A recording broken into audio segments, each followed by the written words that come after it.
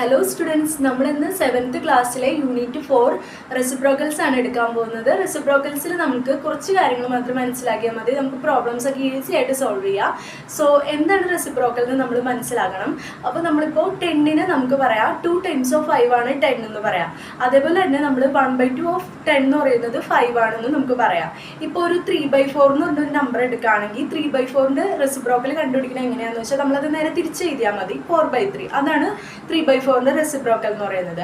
വെറുതെ ഒരു നമ്പർ എന്നിട്ട് നമ്മളോട് അതിൻ്റെ റെസിപ്രോക്കൽ കാണാൻ പറഞ്ഞാൽ നമ്മൾ 1 ഇട്ട് കൊടുത്തിട്ട് ചെയ്യും. അതായത് ഇപ്പോൾ 5ൻ്റെ റെസിപ്രോക്കൽ, വെറും 5ൻ്റെ റെസിപ്രോക്കൽ എന്ന് പറയുന്നത് 1/5 ആണ്. അങ്ങനെ എഴുതാം.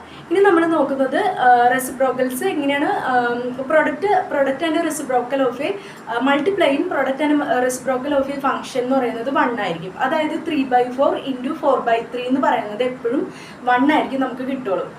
പിന്നെ ഇനി നമുക്ക് നെക്സ്റ്റ് ഡിവിഷനാണ് പറയാനുള്ളത്. ഡിവിഷൻ്റെ കാര്യം എടുക്കുമ്പോൾ നമ്മൾ 3/4നെ 3/4 ഡിവൈഡഡ് ബൈ 5/3 എന്നുള്ളത് 3/4 × 3/5 എന്ന് ആവും. അങ്ങനെയാണ് നമ്മൾ ആൻസർ കണ്ടുപിടിക്കുന്നത്. അപ്പോൾ ഇത് ബേസ് ചെയ്തിട്ടുള്ള പ്രോബ്ലംസ് ആണ് നമ്മൾ നെക്സ്റ്റ് ക്ലാസ്സിൽ പറയാൻ പോകുന്നത്. അപ്പോൾ എല്ലാവരും കൺസെപ്റ്റ് മനസ്സിലാക്കി വെക്കുക. എന്നിട്ട് പ്രോബ്ലംസ് ഒക്കെ എന്തെങ്കിലും ഡൗട്ട്സ് ഉണ്ടെങ്കിൽ കമൻ്റ് ആയിട്ട് ഇടാം. നമ്മുടെ ചാനൽ സബ്സ്ക്രൈബ് ചെയ്യുക. Thank you.